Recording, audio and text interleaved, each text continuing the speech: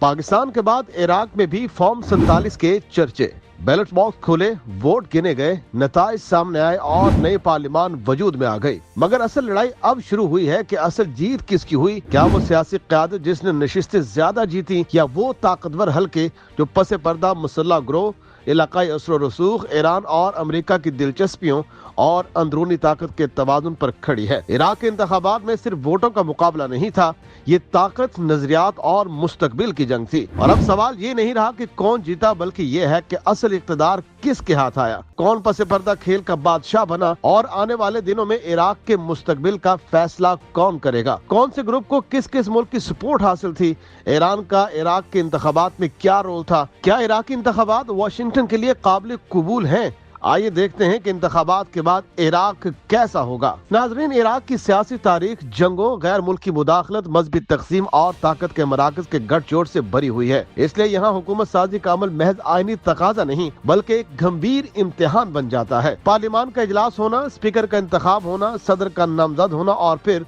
सबसे बड़े शिया ब्लॉक से वज़ीर आज़म का ऐलान होना, ये सब एक रस्मी रास्ता जरूर है, मगर असल कशमकश काबीना में किन लोगों को जगह मिलती है, किस धड़े को कितनी ताकत मिलती है और रियासती इदारों पर किसका असर ज्यादा रहता है, इस पर जाकर मरकूज हो जाती है। इराक की अदालतें आईनी मुद्दत पूरी करने की बात जरूर करती हैं, मगर अमली हकीकत यह है कि इराक कभी मुकर्रर मुद्दत में हुकूमत तश्कील नहीं दे पाया। पिछली बार 300 दिन लगे, इस बार ये अमल शायद मजीद पेचीदा हो, क्योंकि सियासी दावों की जगह अब मुसल्लह असर और रसूख ने ले ली है। असल दिलचस्प बात यह है कि इस बार जीत सिर्फ रवायती शिया सियासी जमातों या पार्लियामान में मौजूद चेहरों की नहीं हुई, बल्कि मुसल्लह धड़ों की ताकत पार्लियामान के अंदर महसूस होने लगी है। वो धड़े जो पिछले रियासती ढांचे के साए में रहकर असर अंदाज होते थे, अब खुलेआम सियासी ताकत बनकर उभर आए हैं। ईरान से करीबी समझे जाने वाले गिरोह जो अमेरिकी पाबंदियों का शिकार हैं, अचानक इराक की सियासी समत मुतय्यन करने वाले बड़े खिलाड़ी बन गए हैं। गुज़श्ता इंतखाबात में जिनके पास महज चंद नशिस्तें थीं,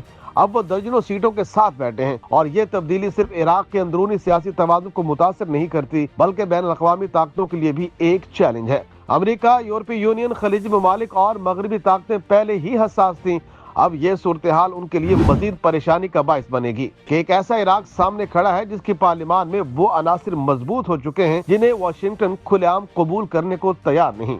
ये सब कुछ आवाम के सामने एक ऐसे वक्त में हो रहा है जब इराकी कौम पहले ही मायूसी, मुआशी मसाइल, बेरोजगारी और बदउनवानी की बोझ तले दबी हुई है। वोटर इस उम्मीद के साथ निकले थे कि शायद इस बार कोई हकीकी तब्दीली आए, मगर नताइज ने उन्हें एक बार फिर इस सवाल पर ला खड़ा किया है कि असल इख्तियार किसके पास है। क्या आवाम के वोट की ताकत से हुकूमत बनेगी, या बैरूनी असर और रसूख, मुसल्लह ग्रोहों की मर्जी और ताकत के खेल से। ईरान की कमजोर होती इलाकाई हैसियत, उसके मुआशी मसाइल और खित्ते में उसके असर में कमी के बावजूद इराक के अंदर उसके करीब कुव्वतों का बढ़ जाना खुद एक अजीब सियासी तजाद है। दूसरी जानिब अमेरिका की जानिब से वाज़ेह पैगाम है कि वो मुसल्लह धड़ों की खुली हुकूमती शमूलियत बर्दाश्त नहीं करेगा। अगर सूरत-ए-हाल बढ़ी तो पाबंदियां सख्त हो सकती हैं, हत्ता कि इराकी मईशत की शहरत तक दबाई जा सकती है, जैसा कि तेल के शोबे या डॉलर तक रसाई को मुतासिर करके। इराक के इंतखाबात के बाद मंजरनामा बिल्कुल वाज़ेह भी है और उलझा हुआ भी। बज़ाहिर ये एक जमहूरी अमल था। मोहम्मद शिया असवादनी, जो खुद इंतखाबी अमल से बड़ी कामयाबी के साथ निकलने की कोशिश में थे,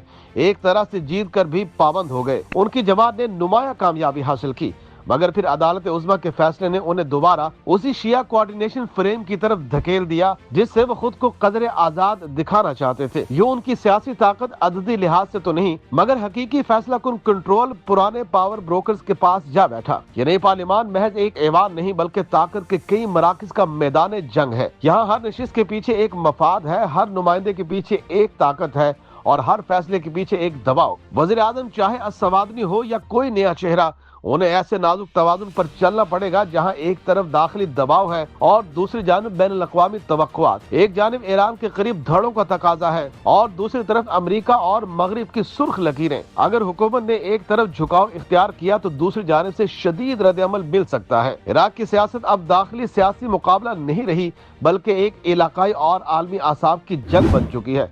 इस सारे मंजरनामे में एक तल्ख हकीकत और भी है कि आवाम की ज़रूरतें, उनके मसाइल, उनकी ज़िंदगी की बेहतरी, बिजली, रोजगार, अमन व अमान और मुआशी दबाव, बैरूनी मुदाखलत और दाखिली ताकत कशमकश से कैसे निकालते हैं। मगर सवाल ये भी है कि क्या वाकई ऐसा करना चाहते हैं या इक़्तिदार की कुर्सी ही असल मकसद है।